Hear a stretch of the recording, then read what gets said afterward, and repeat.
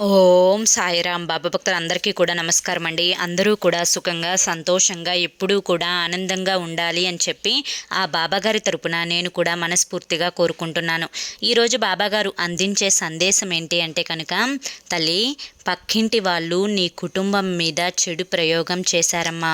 నీకు ఈ లక్షణాలు కనిపిస్తే నిర్లక్ష్యం చేయకు తల్లి అని చెప్పి ఏదో తెలియని సందేశాన్ని ఈరోజు బాబాగారు మనకు అందించడానికి మన ముందుకు వచ్చారండి. మరి బాబాగారు ఏ సందేశం అందించినా కూడా అది మన భవిష్యత్తుకు పునాది అని చెప్పి మనందరికీ కూడా తెలిసిన విషయమే కదా. మరి ఆ సందేశం ఏంటో మీరు పూర్తిగా తెలుసుకోవాలి అనుకుంటే కనుక వీడియోని దయచేసి ఎక్కడా కూడా స్కిప్ చేయొద్దండి. చివరి వరకు చూస్తేనే మీకు పూర్తిగా అర్థమవుతుంది. దానికంటే ముందు ఒక్కటి వినండి. చాలామంది కూడా గురువుగారి గురించి అడుగుతున్నారండి. అక్క, ఎన్నో రకాల సమస్యలతో మేము సతమతం అయిపోతున్నాము, మీకు తెలిసిన గురువుగారు ఎవరైనా ఉంటే చెప్పండి అక్క అని చెప్పి అడుగుతున్నారు. నేను పదే పదే ఈ గురువుగారి గురించే ఎందుకు చెప్తున్నాను అంటే కనుక, నేను జీవితంలో కష్ట సమయంలో ఉన్నప్పుడు అసలు ఈ కష్టం నుంచి బయటపడగలనా అనుకున్నానండి. అటువంటి సమయంలోనే నేను గురువుగారిని కాంటాక్ట్ అయ్యాను. గురువుగారు చేసిన పూజల వల్ల ఆ కష్టం నుంచి నేను చాలా తేలికగా బయటపడి ఈ రోజున ఆనందంగా జీవితంలో ముందడుగు వేస్తున్నాను. అలాగే మీ జీవితాలలో ఎటువంటి సమస్యలున్నా కానీ శ్రీ షిరిడి సాయిబాబా ఆశీస్సులతో జ్యోతిష్యం చెప్పబడును. గురూజీ శివరామరాజు గారు. Phone number 9959422552. మీరు ఇప్పటి వరకు ఎన్నో చోట్ల జ్యోతిష్యం చెప్పించుకొని మీరు ఆశించిన మార్పులు మీ జీవితాలలో జరగలేదని చెప్పి బాధపడి ఉంటారు. కానీ ఇక్కడ అస్సలు అలా జరగదండి. మీ సమస్యలు ఏవైతే ఉన్నాయో, ప్రేమ, పెళ్లి, ఉద్యోగం, రాజకీయం, సంతానం లేక ఇబ్బంది పడుతున్న భార్యాభర్తల మధ్య గొడవలున్న, అప్పుల సమస్యలున్న, శత్రువుల సమస్యలున్న, అవేంటో మీరు గురువుగారికి వివరించి చెప్పినట్లయితే వాటికి తగిన పూజలు చేసి గురువుగారు మీకు రోజులలోని పరిష్కారాన్ని చూపిస్తారు. గురువుగారు చెప్పింది చెప్పినట్లు 100కు 1000% జరుగుతుంది. నమ్మకంతో కాంటాక్ట్ అవ్వండి. ఇక బాబాగారి యొక్క సందేశం విషయానికి వస్తే కనుక, బిడ్డ, పక్కింటి వాళ్ళే నీ మీద, నీ కుటుంబం మీద చెడు ప్రయోగాన్ని చేశారమ్మా. నీకు ఇటువంటి లక్షణాలు కనుక కనిపిస్తే నువ్వు వెంటనే జాగ్రత్త పడాలి. బిడ్డ, నువ్వు ఎంత మంచిగా ఆలోచిస్తావు అంటే కనుక, నీ చెడు కోరుకునే వాళ్ళ గురించైనా కానీ, నీకు అన్యాయం చేసే వాళ్ళ గురించైనా కానీ, కలలో కూడా నువ్వు వారికి చెడు చెయ్యాలి అని కానీ, వారికి అన్యాయం చేయాలి అని కానీ ఏ రోజు కూడా నీ మనసు ఆలోచించదు. నీ మనసు ఎప్పుడూ కూడా అందరూ బాగుండాలి, అందులో నేను కూడా ఉండాలి బాబా అని చెప్పి ప్రతి నిమిషం కూడా కోరుకుంటూ ఉంటావు. అయినప్పటికీ కూడాను నీకులాగానే అందరూ ఆలోచిస్తున్నారు అంటే అది నిజంగా నీ పొరపాటే అవుతుంది తల్లి. ఎందుకంటే ఇప్పుడున్న ఈ ప్రపంచంలో అందరూ నీకులాగా మంచివారు లేరు. ప్రతి ఒక్కరూ కూడా ఎదుటివారు బాగుపడుతూ ఉంటే వారు బాగుపడకుండా ఉండాలంటే ఏం చేయాలి, వారు నాశనం అవ్వాలి అంటే ఎటువంటి ప్రయోగాన్ని చేయాలి, వారు ఎప్పుడూ కూడా సంతోషంగా ఉండకుండా వారు ఏడుస్తూ ఉండాలి అంటే ఎటువంటి క్రియలు చేపట్టాలి అని చెప్పి ఈ విధంగా ఆలోచిస్తున్నారే తప్ప ఎప్పుడూ కూడా ఎదుటి వారి మంచి కోసం, సంతోషం కోసం ఎవ్వరూ కూడా ఆలోచించడం లేదు. ఇప్పుడున్న ఈ సమాజం అంతా కూడా కుళ్ళుతో, ఈర్ష్యతో, స్వార్థంతో నిండిపోయింది. సొంత తల్లిని కూడా చూడనటువంటి పిల్లల్ని చూస్తూ ఉన్నాము. తోబుట్టువుల నాశనాన్ని కోరుకునే వాళ్ళ తోబుట్టువులని కూడా చూస్తూ ఉన్నాము. అదేవిధంగా బిడ్డలు తల్లి చావు కోరుకోవడాన్ని కూడా చూస్తూ ఉన్నాము. ఇలా ప్రతి ఒక్కరూ కూడా సంబంధాలతో పని లేకుండా ఎవరి స్వార్థాల కోసం, ఎవరి అవసరాల కోసం వారిని వాడుకొని వారి యొక్క అవసరాలన్నీ కూడా తీరిపోయిన తర్వాత పక్కకి నెట్టేసే జనాలని కూడా చూస్తూ ఉన్నాము. ఇటువంటి విషం కక్కుతున్న మనుషుల మధ్య నీకులాగా మంచి వాళ్ళు 100కో 1,00,00,000కో ఒక్కరు ఉంటూ ఉంటారు తల్లి. కాబట్టి నీలాంటి వారే చాలా జాగ్రత్తగా ఉండాలి. లేకపోతే ఈ పాముల్లాంటి విషం కక్కే వారి మధ్య నువ్వు కూడా ఒక మనిషిలాగా బ్రతకడం అనేది చాలా కష్టమైపోతుంది. కనుక నేను చెప్పినట్లుగా చేసుకుంటే నువ్వు ఈ విషపు కూరల నుంచి తప్పించుకొని నీ జీవితాన్ని ఆనందంగా ఆనందంగా కొనసాగించుకోవచ్చు. బిడ్డ, ఇదంతా కూడా నేను ఎందుకు చెప్తున్నాను అంటే కనుక, ఏ తండ్రైనా కానీ తన బిడ్డ సంతోషం కోసం, తన బిడ్డ ఆనందం కోసం, తన బిడ్డ ఎప్పుడూ కూడా నవ్వుతూ ఉండడం కోసమే ఆ తండ్రి ఎన్నో క్రియలు చేపడుతూ ఉంటారు. ఆ తండ్రి మనశ్శాంతిగా ఉండాలి అన్నా కానీ, ఆ తండ్రి సంతోషంగా ఉండాలి అన్నా కానీ, ఆ తండ్రి ఆనందంగా ఉండాలి అన్నా కానీ, తన బిడ్డ ఎప్పుడూ నవ్వుతూ ఉంటేనే ఏ తండ్రికైనా కానీ కొండంత బలం అనేది వస్తూ ఉంటుంది. కానీ నువ్వు ప్రతి నిమిషం కూడా ఏదో కోల్పోయినట్లుగా ఒంటరితనాన్ని అనుభవిస్తూ, 4 గోడల మధ్య నరక యాతనని అనుభవిస్తూ, కంట్లో నీళ్లు కళ్ళల్లోనే కుక్కుకుంటూ, ఎవరూ లేనట్లుగా ఒంటరితనాన్ని ఫీల్ అవుతూ, ఏదో ఆశపడుతూ, ఆశపడింది దక్కడం లేదు అని చెప్పి నిరాశ చెందుతూ, మనసున్న మనిషిలా, మనసు లేని ఒక జీవచ్ఛవంలా, ప్రాణమున్న ఒక శవంలా బ్రతుకుతూ ఉన్నావు. ఇదంతా కూడా నేను చూస్తూ ఉండలేకపోతున్నాను తల్లి.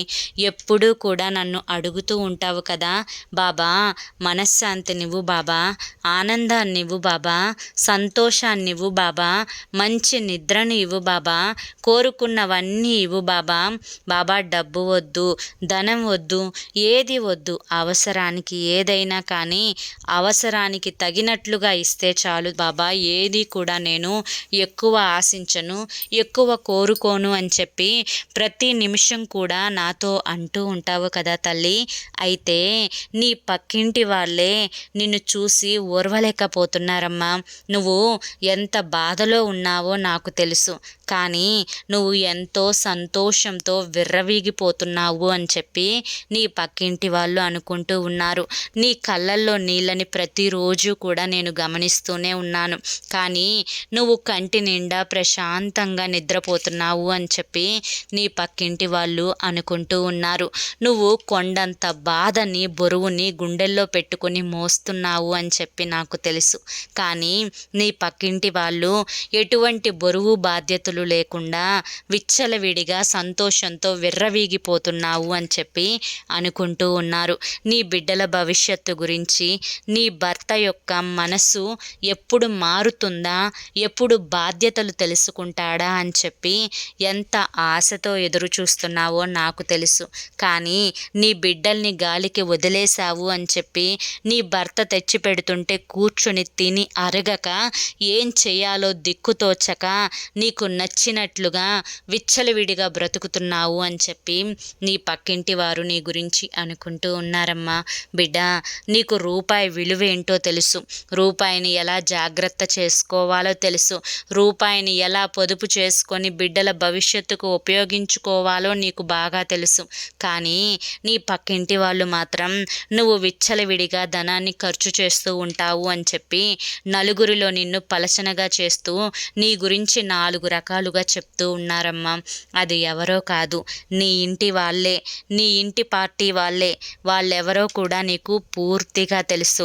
వీరి యొక్క చెడు ప్రయోగం, వీరి యొక్క చెడు కన్ను, వీరి యొక్క దృష్టి నీ మీద, నీ కుటుంబం మీద, నీ బిడ్డల మీద పడబట్టే ఈ రోజున నువ్వు సంతోషం లేకుండా, ఆనందం లేకుండా, మనసున్నా కూడా ఒక జీవచ్ఛవంలాగా, ప్రాణమున్నా కూడా ఒక జీవచ్ఛవంలాగా బ్రతుకుతూ ఉన్నావు. బిడ్డ, ఎప్పుడు మనసులో సంతోషం అనేదే లేకుండా, ఆనందం అనేదే లేకుండా, ఏదో కోల్పోయినట్లుగా నిరాశగా బ్రతుకుతూ ఉన్నావు. దీనంతటికీ కూడా కారణం కేవలం వారు నీ మీద దృష్టి పెట్టుకోవడం మాత్రమే. తల్లి, ఒక మనిషి నరదిష్టికి నల్లరాయి సైతం ఎంత ముక్కలుగా అయిపోతుందో తెలియని విషయం కాదు కదా నీకు. అలాగే వారి యొక్క నరదిష్టికి నీ కుటుంబం కూడా ఎన్నో అనారోగ్య సమస్యలకి గురి అవుతుంది. అంతేకాకుండా ఇంట్లో గొడవలు కనిపిస్తున్నాయా, చికాకులు కనిపిస్తున్నాయా, ఇంట్లో ఎప్పుడూ కూడా అనారోగ్య సమస్యలు వస్తూ ఉన్నాయా, భార్యాభర్తల మధ్య ఎప్పుడూ కూడా గొడవలు జరుగుతూ ఉన్నాయా, పిల్లల మధ్య ఎప్పుడూ కూడా గొడవలు జరుగుతూ ఉన్నాయా, పిల్లలు చదువులో సరిగా శ్రద్ధను చూపించడం లేదా, మనశ్శాంతి ఉండడం లేదా, ఇంట్లో ఏదో ఒక శక్తి మిమ్మల్ని పట్టి పీడిస్తున్నట్లుగా మీకు అనిపిస్తూ ఉందా, ఇంట్లో కంటి నిండా నిద్రపోలేకపోతున్నావా, మనసంతా కూడా అల్లకల్లోలంగా అనిపిస్తూ ఉందా? అయితే ఖచ్చితంగా వారి యొక్క చెడు ప్రభావం అనేది నీ మీద, నీ ఇంటి మీద, నీ బిడ్డల మీద పడింది తల్లి. కాబట్టి ఈ చెడు ప్రయోగాన్ని నువ్వు వెంటనే తిప్పికొట్టాలి. అలా చేయాలి అంటే కనుక నువ్వు వెంటనే చేయవలసింది ఏంటి అంటే కనుక ఒక అమావాస్య రోజు ఒక బూడిద గుమ్మడికాయని తీసుకొని వచ్చి ఆ బూడిద గుమ్మడికాయ మీద ముద్ద కర్పూరాన్ని పెట్టి ఇంటికి బయట వైపున ప్రధాన ద్వారం దగ్గర ఇంటికి మొత్తానికి కూడా దిష్టి తీసివేసుకోవాలి. అదేవిధంగా ప్రతి ఆదివారం కూడా ఇంట్లో ఎంతమంది ఉన్నారో అంతమంది ఎర్రనీళ్ళు తిప్పివేసుకోవాలి. ఇలా ఖచ్చితంగా 3 ఆదివారాలు ప్రతిరోజు కూడా అంటే ప్రతి వారం కూడా చేసుకుంటూ ఉండాలి. అలాగే ఇంట్లో ఆడవారైతే కనుక ఎడమకాలికి నల్లదారాన్ని కట్టుకోవాలి. మగవారైతే కనుక కుడికాలికి నల్లదారం కట్టుకోవాలి. ఇంట్లో ప్రతిరోజు కూడా అరికాల్లో కాటుకతోటి దిష్టి చుక్కను పెట్టుకోవాలి. అదేవిధంగా బయటికి వెళ్ళేటప్పుడు నుదుటున విభూదిని కానీ సింధూరాన్ని కానీ ధరించి మాత్రమే బయటకు వెళ్ళాలి. అదేవిధంగా పాపిట్లో పెళ్ళైన వారు ఖచ్చితంగా కుంకుమ బొట్టును ధరించాలి. దీనివల్ల కూడా నరదిష్టి అనేది పూర్తిగా తొలగిపోతుంది. అలాగే బయట నుంచి ఇంట్లోకి వచ్చేటప్పుడు ఖచ్చితంగా కాళ్ళు కడుక్కొని మాత్రమే ఇంట్లోకి రావాలి. ఇంటికి ఎప్పుడూ కూడా గుమ్మడికాయని వేలాడదీసి దిష్టికి ఉంచాలి. అదేవిధంగా ఒక ఎర్రటి గుడ్డను తీసుకొని ఆ ఎర్రటి గుడ్డలో ఒక పటికను పెట్టి అందులో కొంచెం పసుపుని కొంచెం కుంకుమను వేసి ఒక రూపాయి బిళ్ళను వేసి ఆ పటికను ఎర్రటి గుడ్డలో కట్టి ఇంటి ప్రధాన గుమ్మం దగ్గర ఆ గుమ్మానికి ముడివేసి కట్టి ఉంచాలి. దీన్ని ప్రతి అమావాస్యకి మారుస్తూ ఉండాలి. దీనివల్ల కూడా ఇంట్లో వారిపై ఎటువంటి చెడు ప్రయోగం జరగకుండా ఉంటుంది. అలాగే ఇంట్లో వారు బయటికి వచ్చేటప్పుడు బయట వారు ఇంట్లోకి వెళ్ళేటప్పుడు కాళ్ళ వెంట వచ్చే ఏ నెగిటివ్ శక్తి కూడా ఇంట్లోకి అడుగు పెట్టకుండా ఉంటుంది. ఇంట్లో ఉండే నకారాత్మక శక్తులు అనేవి బయటికి పూర్తిగా పారద్రోలబడతాయి. ఇవన్నీ కూడా చేసుకుంటూ ఉంటూ ఇంట్లో నిత్యం దీపారాధన చేసుకుంటూ ఉండాలి. ఇలా ఇంట్లో ఎవరింట్లో అయితే నిత్యం దీపారాధన చేసుకుంటూ ఉంటారో వారి ఇంట సిరి సంపదలు వస్తాయి. ఇంట్లో ఉండే నెగిటివ్ ఎనర్జీ అంతా కూడా పూర్తిగా వెళ్ళిపోతుంది. నకారాత్మక శక్తులు, కారాత్మక శక్తులు, దుష్ట శక్తులు, చీడ పీడ కర్మ దరిద్రాలన్నీ కూడా పూర్తిగా తుడిచిపెట్టుకుపోతాయి. దీపం లక్ష్మీదేవి స్వరూపం కనుక నిత్యం దీపారాధన ఇంటికి మంచిని చేకూరుస్తుంది అన్న విషయాన్ని గుర్తుంచుకోవాలి. సంధ్యా సమయంలో బయట ప్రధాన ద్వారం దగ్గర 2 దీపాలను వెలిగించుకోవాలి. ఇలా చేయడం వల్ల ఇంట లక్ష్మీదేవి అడుగు పెడుతుంది. ఎవరి ఇంట అయితే సంధ్యా సమయంలో లక్ష్మీ ద్వారం అడుగు అంటే ఇంటి ప్రధాన ద్వారం దగ్గర దీపాలు పెడతారో వారి ఇంట లక్ష్మీదేవి స్థిర నివాసం ఉంటుంది. ఇవన్నీ కూడా చేసుకుంటూ ఉంటే ఎటువంటి చెడు ప్రయోగం కూడా నీ ఇంటిని కానీ, నీ ఇంటిలో ఉండే మనుషులను కానీ, నీ ఇంట్లో ఉండే బిడ్డల్ని కానీ, నీ భర్తను కానీ, నిన్ను కానీ ఏది కూడా తాకలేదు అన్న విషయాన్ని గుర్తుంచుకో తల్లి. ఇదంతా కూడా కేవలం నీ మంచి కోరి మాత్రమే చెప్పాను. ఒక తండ్రిగా నా ఆవేదనను అర్థం చేసుకుంటావు అని చెప్పి ఆశిస్తున్నాను అని చెప్పి ఈరోజు బాబాగారు మనకి చాలా చక్కటి సందేశాన్ని అందించారండి. మరి ఈ సందేశంలో ఎంతో గొప్ప ఆంతర్యం ఉంది కదా. ఈ సందేశం మీ అందరికీ కూడా అర్థమైంది కదా, నచ్చింది కదా. అర్థమైంది, నచ్చింది అనిపిస్తే ఈ వీడియోకి ఒక చిన్న లైక్ ఇవ్వడం మాత్రం మర్చిపోకండి. మొదటిసారి మన సాయి పిలుపు ఛానల్లోకి వచ్చినట్లయితే మన ఛానల్ని సబ్స్క్రైబ్ చేసుకొని సపోర్ట్ చేయండి. రేపు మరొక మంచి వీడియోతోటి మళ్ళీ కలుసుకుందాం. అంతవరకు కూడా బాబా ఆశీస్సులు అనేవి మీ మీద ఉండాలి అని చెప్పి మనస్ఫూర్తిగా కోరుకుంటూ సర్వే జనా సుఖినో భవంతు. ఓం సాయిరామ్.